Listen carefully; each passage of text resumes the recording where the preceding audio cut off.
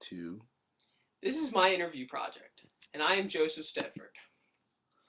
Tell me about yourself. My name is Joseph Stedeford, but everyone close to me calls me Joe. I am currently a sophomore at Temple University.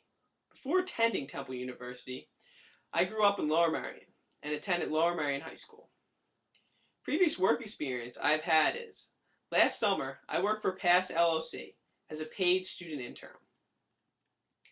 What Pass LLC does is they provide medical billing for not only hospitals, but also nursing homes, physicians, and other medical facilities.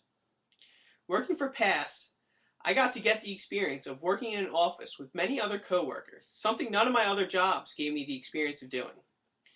Other work experience I've had is, the summer before I worked for Pass, I worked for Vector Marketing as a salesman. What Vector Marketing does is they sell knives and other kitchen products. What I did for Vector is I had to set appointments with people, and then I had to go to their house and give them a presentation about the product. Also, since I was in 6th grade, I have worked as a landscaper, working for a company doing some of my own work on the side.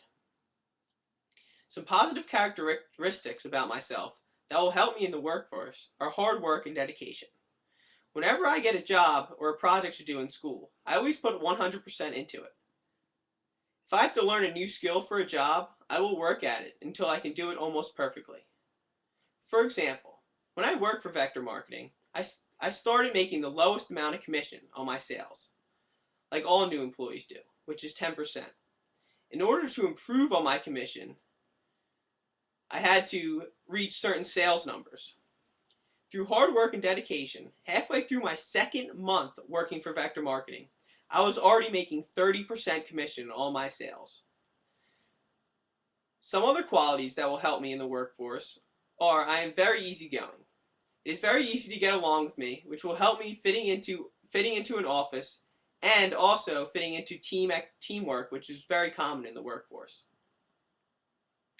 Tell me about a significant accomplishment in your life. One significant accomplishment that I have accomplished in my life is during my senior year of high school, when I was playing varsity baseball, I made 2nd team All-Main line and the All-Star game, known as the Barrett Cup. The reason this is so significant is the season before this, during my junior year. It was my first season on varsity, but I had a terrible year. I got two hits in around 25 at-bats and only started in a handful of games. After the season, we lost a lot of seniors, so I knew I was going to get a chance to play a lot next year if I stepped it up and played well. Over the summer and practices leading up to the first game, I worked hard at improving my skills. One of the assistant coaches saw how hard I was willing to work, and he worked with me a lot one-on-one. To show the faith they had in me, the coaches started me the first game of the year hitting third, playing third base. The first game, I got 2 hits and made some good plays in the field. This game compiled with good games following this game enabled me to gain confidence. I also continued to work hard in practice. I ended the season hitting .370, and my team finished with an 8-8 record, which is better than we did the year before. To accomplish this goal, I had to be not only extrinsically motivated, but also intrinsically motivated. Intrinsically, I wanted to avoid being benched by the coach. I wanted the rewards of playing well, and I wanted the approval of my teammates. Intrinsically, I was motivated by the challenge of coming off a bad season with a great one.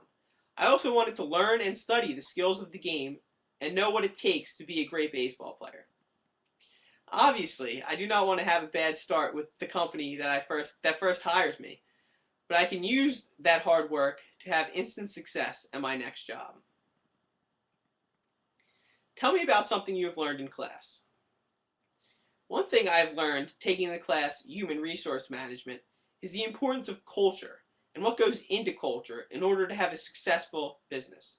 There are 3 main aspects of culture: values, norms, and attitudes.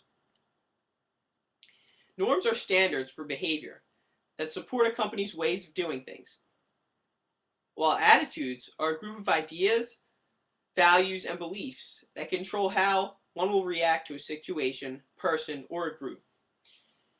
Values are what one believes in, and they shape the culture of a company. In order to create culture, leaders must create a set of shared values within the entire company. I found research that actually shows that a company that creates a strong culture with a foundation of shared values outperform companies that did not by a huge margin. In order to express a company's values to their employees, a company should not only have effective but also efficient communication within its leaders. By reading the Wall Street Journal, one can see the importance of culture within a company. One article in particular that is titled, "For Mattel's Chief, Toys and Cheese Aren't That Different." It is an article focused on an interview with Mattel CEO Robert Eckhart. In the article, the interviewer asked Eckhart, after a down decade for toys such as Barbie, they were still able to turn it around and create other top hit toys. What has changed?